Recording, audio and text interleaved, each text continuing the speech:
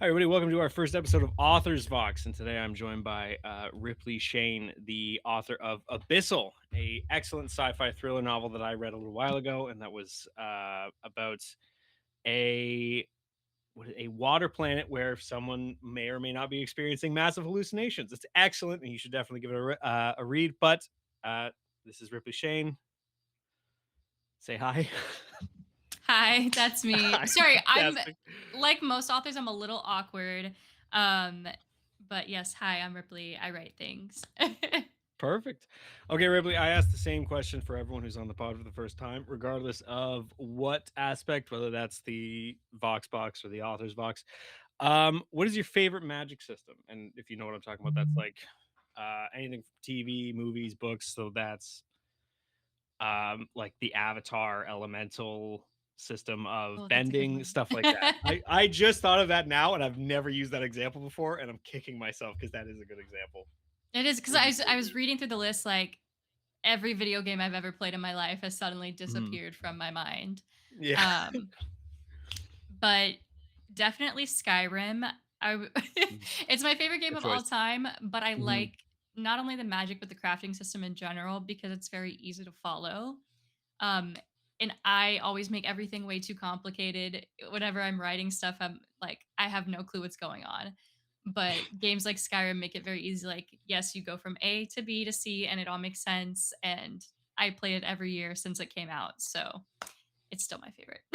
It is truly it's such a good game, and I'm actually shocked you're the first person who said Skyrim. I've never had anyone say Skyrim. I've had very complex answers, but nobody's ever gone classic and been like, "Oh, the jumping off point for a lot of gamers, Elder Scrolls Okay, 5 I Skyrim." feel like it's so basic that every time I have to talk about it, I'm like, yes, I'm Skyrim years old, and yes, it's still my favorite. Like That's okay. I mean, who does I love Skyrim. Skyrim re-releases itself every 3 or 4 years because people still play it, so why not, right?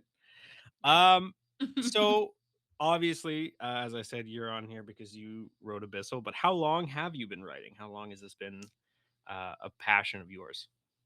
For funsies, just forever pretty much. When Hmm. I was a little kid, I liked to write poetry. My mom was always very big on reading and writing, and education is very important in my household. So it's kind of just something I grew up with. But professionally, just a few years. I never saw it as like a viable career source or anything like that, even though I always thought it was fun. That's just Hmm. kind of all it ever was fun. Fair enough. So would you say that your mother and your childhood was your inspiration to getting into writing, or was it, say, just something that you really kind of latched onto as a child?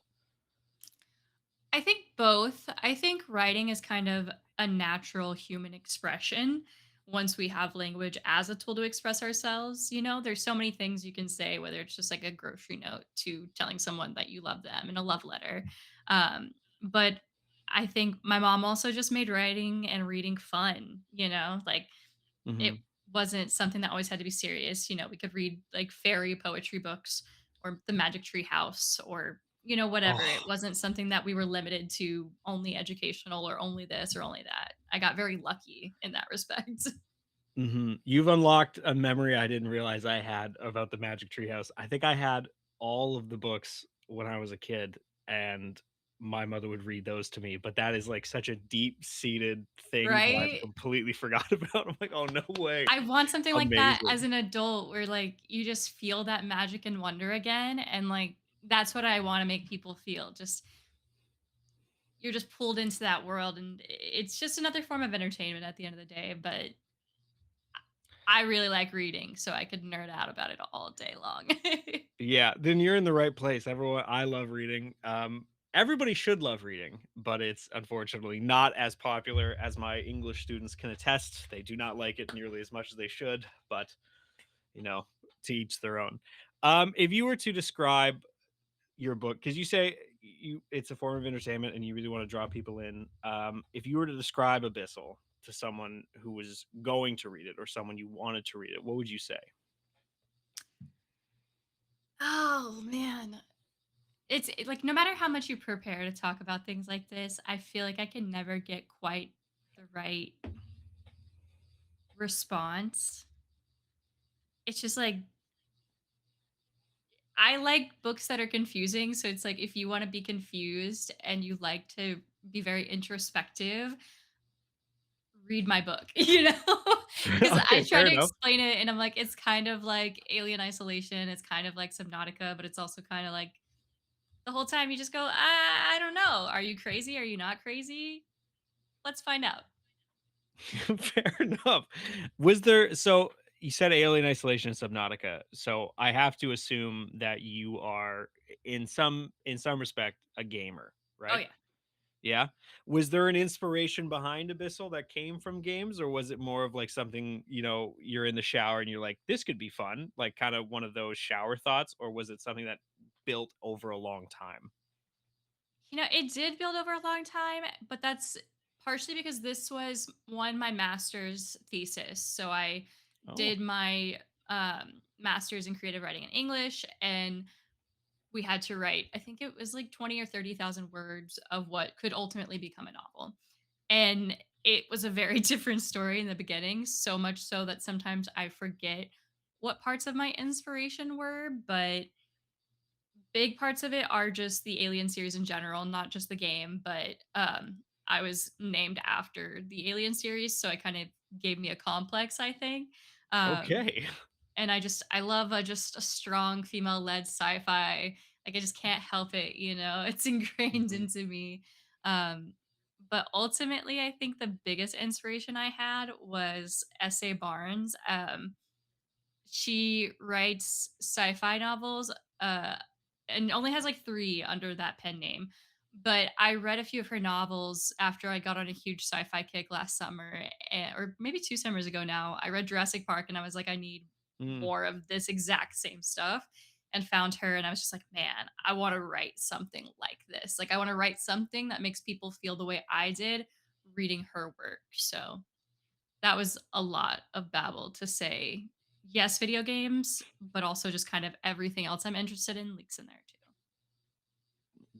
that's honestly a perfect answer, I think. Especially, I didn't realize you had a master's, but now a lot of the things when I was reading it make a little bit more sense because there is a level of like super academia to it, especially with the science. And for a master's in creative writing, I'd have to imagine you'd have to do some form of research. So was there a lot of research that went into the science parts of Abyssal, because it is quite heavy on science, which I personally really enjoyed. I thought that made for a really realistic story. Um, but did you have to like look up a bunch of different things, and then now you're doing like both a creative writing master's and somehow also getting a PhD in bioluminescence and things like that? Or was it more of like a, I hope this makes sense? Yes. Oh, I did a lot of research, and even just so reading these questions kind of triggered a little bit of something in me because I had one classmate who would review my work all the time and just constantly be like, this isn't scientifically accurate, like this could never happen. And it really grinded my gears.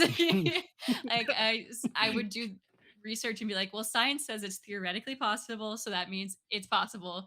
Um, Mhm, but yeah, I did a lot of research and a lot of it is still beyond me. Like I've always enjoyed science, but never to that degree. And I was like, I don't know what a regular biologist would say or study, much less an alien one, you know?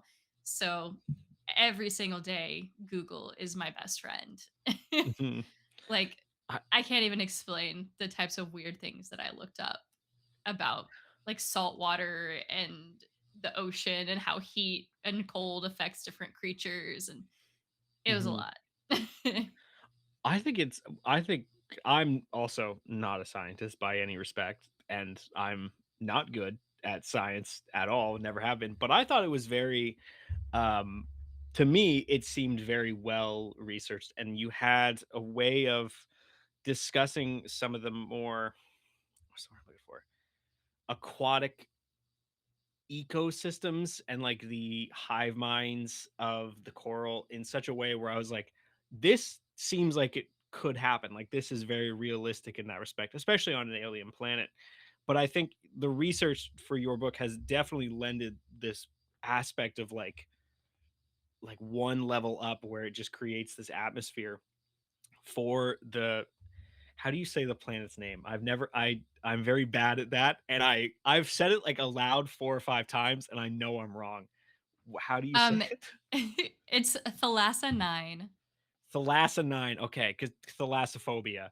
Thalassanine, the atmosphere you've generated on in the habitat, in the deep sea submersible, uh, on the like, in the canyon underwater, all of it is very well done. Was there any sort of you've talked about Jurassic Park, and Jurassic Park, Michael Crichton's novel is obviously very sort of thriller-esque and creates this tone of survival. Was there any outside influences when creating the tone of Abyssal, or was it something that from enjoying Alien, you're like, "I know how to make something tense, I know how to make something, suspenseful just by using the area around, much like in Alien, Aliens, Jurassic Park, Subnautica."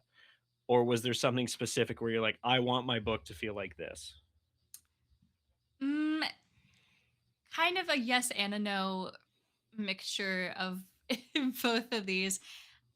Like I said, it changed a lot, but I very much enjoy kind of like slower plot lines sometimes. I'm a person who doesn't mind if you take a while to get to the point or if it's confusing until halfway through, like I'm totally fine with that. And so when I was doing edits for this, I would get feedback a lot where people would be like, I'm totally lost. I have no clue what's going on, or, I need you to clarify this. And to me, it was fine, but I realized I'm not very great at writing conflict driven plot to make it more interesting and less boring for people. So getting the tone right was actually very difficult.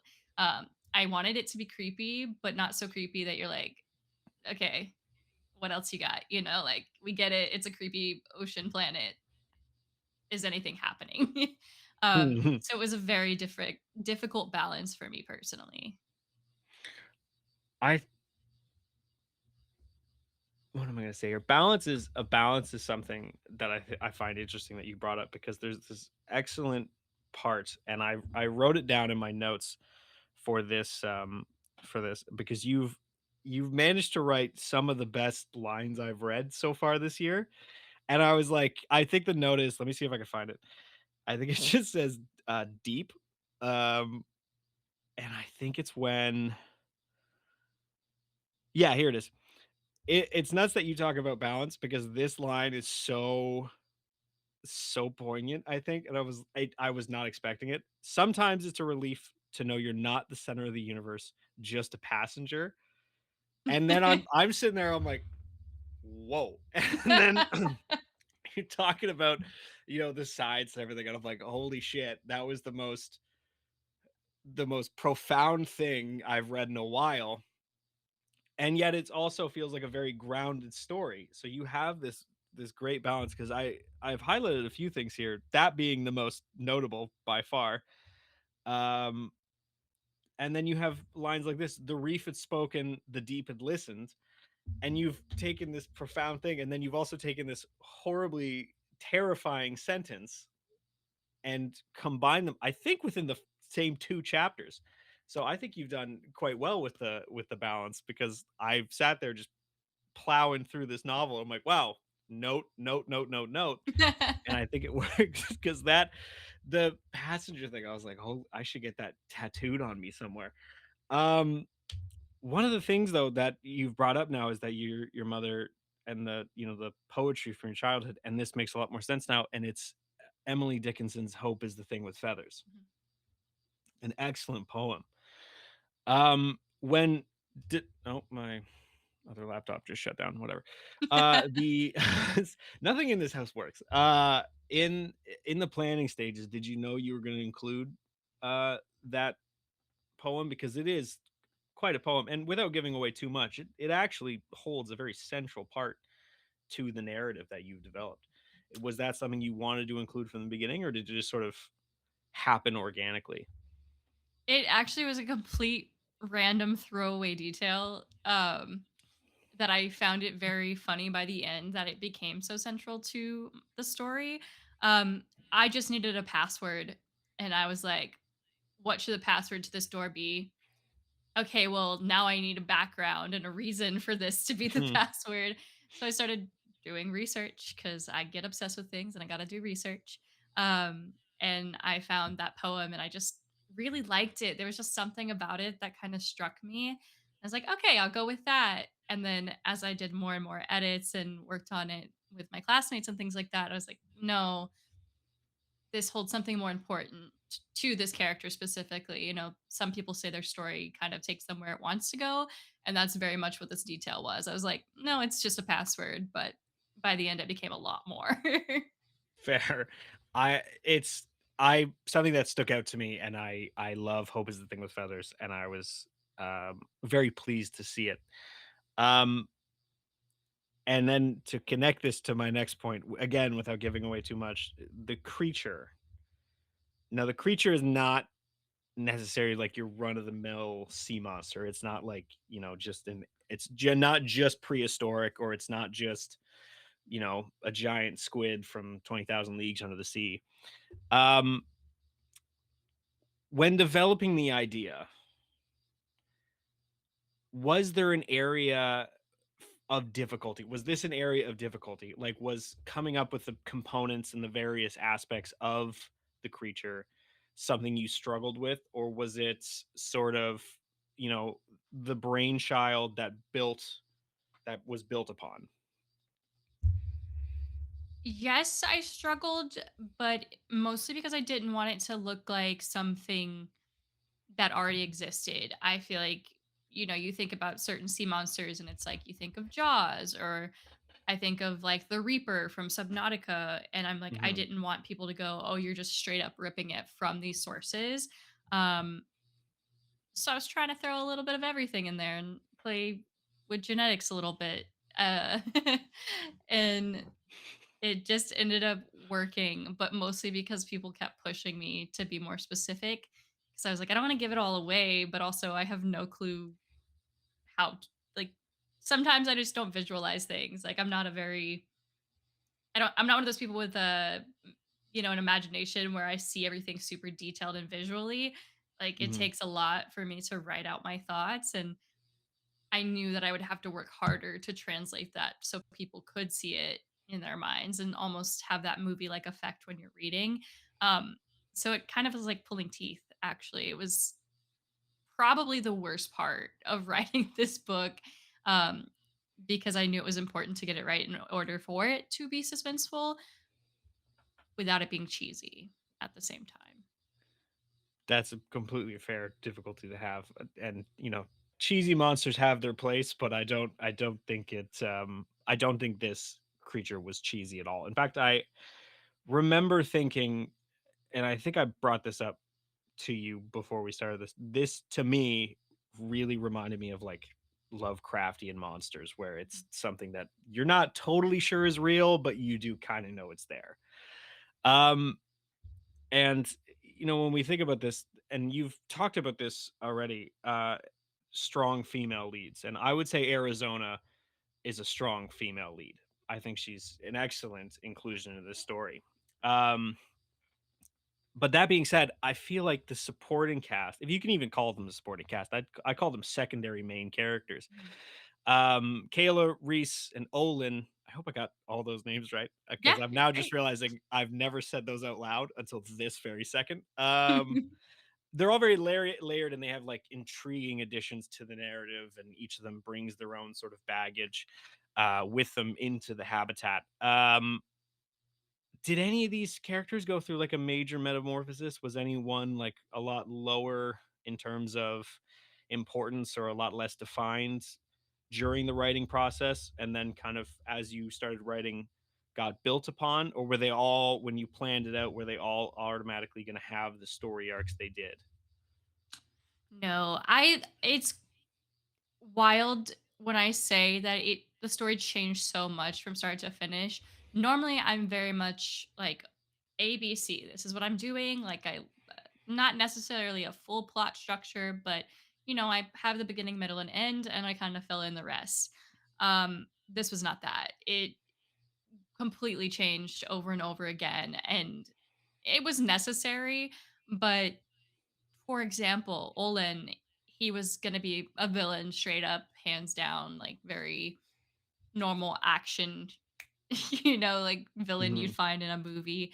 Um, but I just love the magic of like friendship, for example, and things like that. Like, I love the idea that anybody could be redeemed, or that, people aren't necessarily a bad guy to themselves. They're doing what they think is right. And like the psychology behind a character, I think, is just as important as how you write them.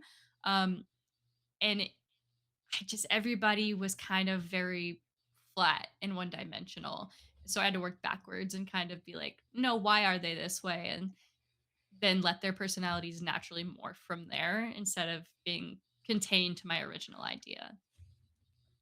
I think he did an excellent job. I actually really like Olin. I think he's one of my favorite characters. I was very, I really enjoyed seeing him change uh throughout, especially from like what's the like the drill sergeant like telling her she has to keep going into the simulation. Not to The interrupt you, person. but you are not the first person who has told me this. I had a friend do some like beta reading for me, basically, and asked me why Olin and Arizona weren't ending up together as a couple. And I was very floored. I was like, it's not that kind of story, but Hmm. also, wow. Yeah. And I that's what your comment reminds me of. I was gonna say, I was like, at no point was I was like, those two should be together. I knew, like, I'm like, he's like a cool uncle, but I don't know if I would Yeah. put him with her. But on that note, I'm glad you brought that up because there is like a romantic subplot between Arizona and Reese, and a lot of times I've found when I read things that have a romance element, sometimes it feels really, really forced. Mhm. This was not one of those times. And you did mention there is an issue, not an issue. You had difficulty balancing things, but was there a difficulty to balance the interactions and the conversations between the two while maintaining the focus on the narrative's sort of dire survival situation without like switching gears too hard and being like they're looking into each other's eyes and stuff like that? Yeah. Yes, because I I fully believe that human connection is one of the biggest things that we're searching for in stories, but I didn't want it to accidentally turn into a romance novel because it's very much not. Um, and I don't think everything needs to have it. But in this case, I was like, you're on a very small station with a crew of like 5 people. It's very intimate. You're going to get to know people very quickly. And I just like having a little bit of romance. Like, there's nothing wrong with that, you know? um, Why but not, right? yeah, I definitely did get a few comments from, like, classmates, for example, who was like, "Is this necessary?" Like, "Was this the right moment for this?" And I'm like, it wasn't. It wasn't the right moment for that. Like, let's just remove that or put it later, you know? Hmm. Um, like, not the right time to be worrying about that. Because I know even as a reader, I am even in romance novels, I get so mad sometimes. Like, why are you making out right now? There's a whole war going on. It is not the time. Okay. So I really didn't want to have that effect on the reader. I appreciate you bringing that up and saying that because it is not the easiest thing to do, especially when different readers have different expectations about the genre. Hmm. Um, yeah, at no point was I thinking, "Oh, this seems like the wrong time to be doing this." Um, but I think, you know, when we break it down, because you've talked about this, because it's not a romance novel. It is very much like a thriller, suspense, sci-fi, horror genre mixed, right?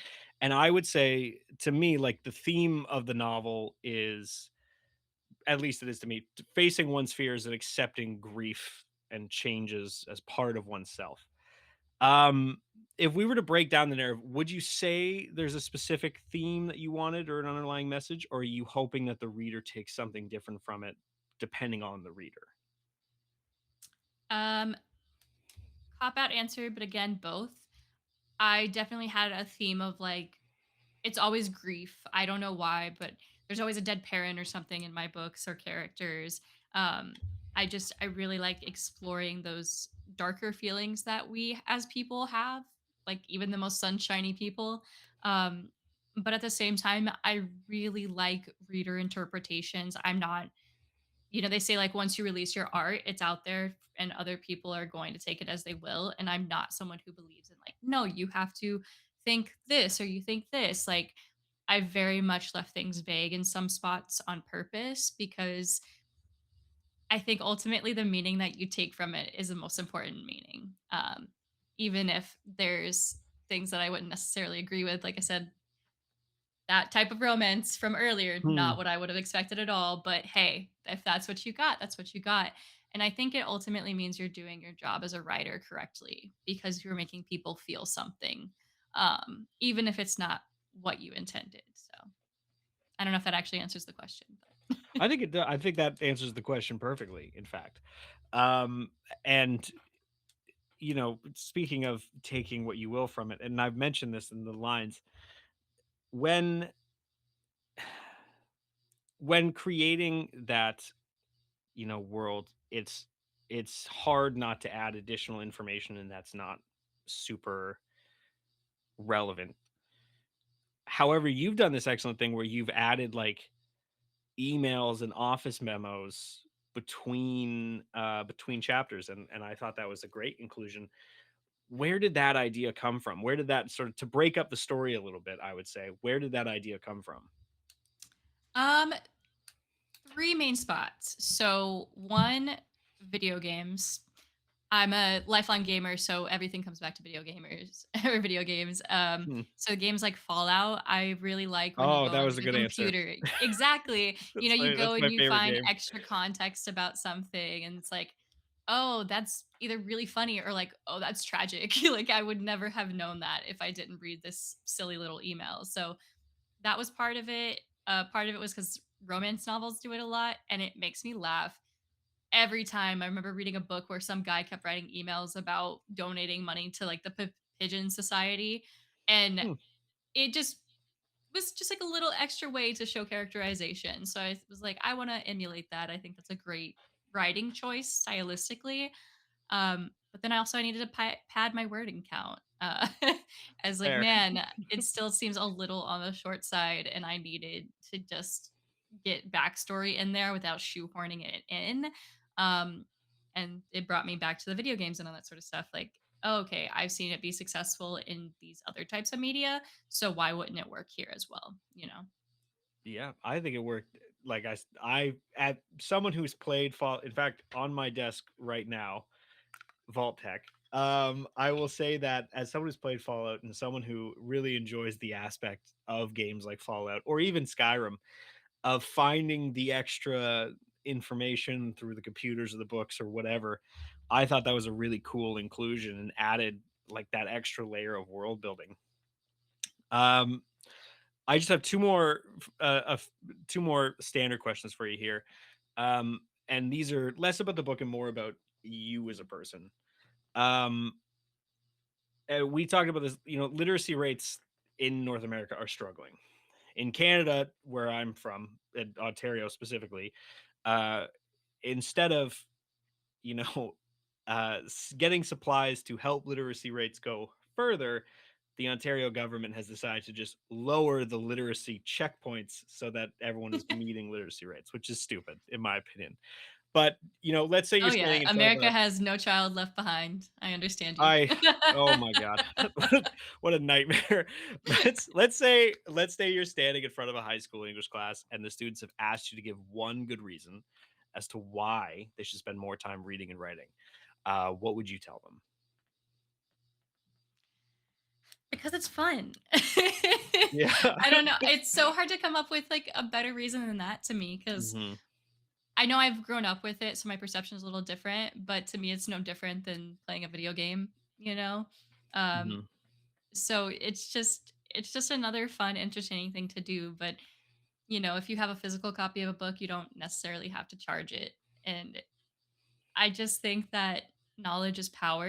It's something I tell people all the time. Like, knowledge is not something that can be taken from you. So, whether it's, reading comic books or, like I said, silly little romance novels, or you like epic Tolkien esque novels, like, there's something out there for everybody. Like, you don't have to limit yourself to a specific genre.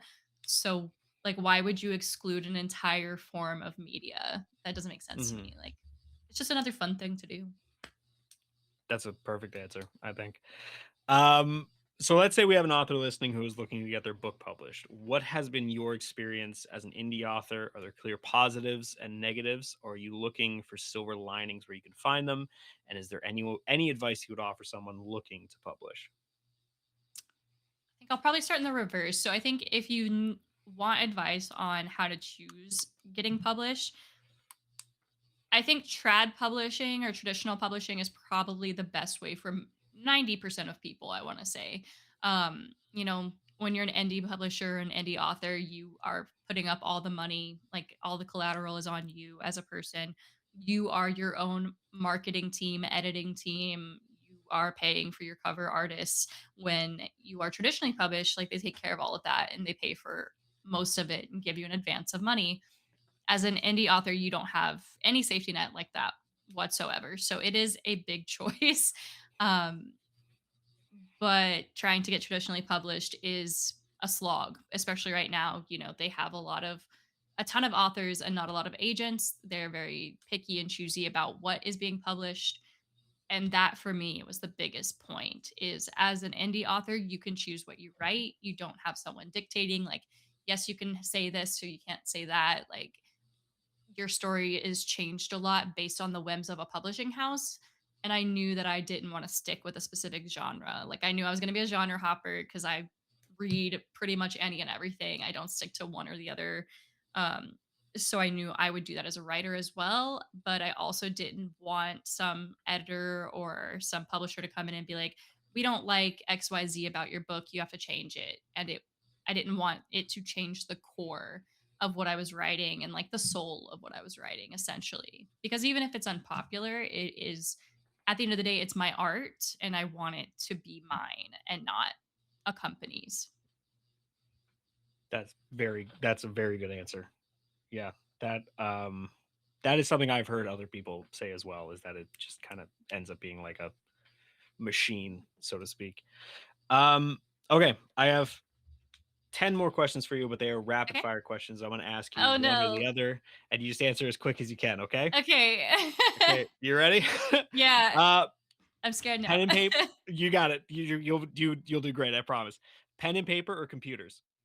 Computers. Google Docs or Microsoft Word? Word Edit as you go or when you're done? as I go. Console or PC? PC. Horror or comedy? Horror. Physical or ebook? Ebook. Slasher or supernatural? Slasher. RPG or FPS? RPG. Long or short books? Long. And finally, dystopia or utopia? Dystopia. Perfect. Amazing. Okay, that is those are all rapid fire questions. That was great. Thank you so much for being on the show today. Is there anything you wanna plug? Any new things you're working on that people should get excited about? Anything you are passionate about that you want to tell people? Anything? Well, first, thank you. It's been a pleasure to chat with you today. I was a little nervous, but very easy to talk to you. So I appreciate you. And honestly, no, I'm working on a romance novel next. So Ooh. I needed kind of a palate cleanser after I wrote Abyssal. I was like, I just want something easy and cozy and quick.